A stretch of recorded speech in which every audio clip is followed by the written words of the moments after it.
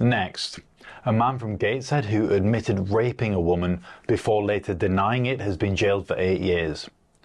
32-year-old James Gregory of Newbolt Court called police shortly after the attack, telling them he had pretty much raped the woman and that the sex had not been consensual.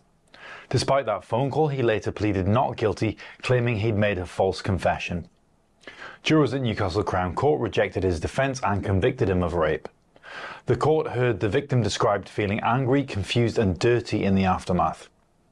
Gregory must also sign the sex offenders register for life. Judge sentencing Gregory said the confession initially helped investigators, but added the attempt to backtrack had only added to the victim's distress and prolonged the court process.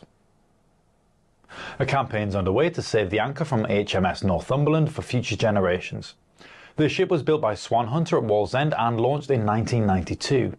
After years of anti-submarine patrols and global missions, the frigate is now due to be decommissioned. Northumberland County Council, which already has the ship's bell and other items, is seeking to add the 3.5-ton anchor to its collection. Councillors say the artefacts help preserve local heritage and honour the crew's service. The Royal Navy granted the ship the Freedom of Northumberland back in 2002. Bus users in South Shields say they've been left stranded by cuts to a key service. The stagecoach number 12, which serves Leygate, Harton and Cleedon Park, has been reduced from half-hourly to hourly. Campaigners say the route serves the highest point in South Shields, where many elderly or disabled people live, and claim residents are now isolated.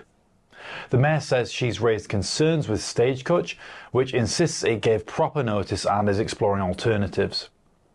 Nexus, which helps fund the wider network, says it must prioritise services where people have no buses at all. More than 300 healthcare assistants in the North East are preparing to walk out in a pay dispute. Staff at Northumbria Healthcare NHS Foundation Trust will strike for 48 hours from the 16th of July.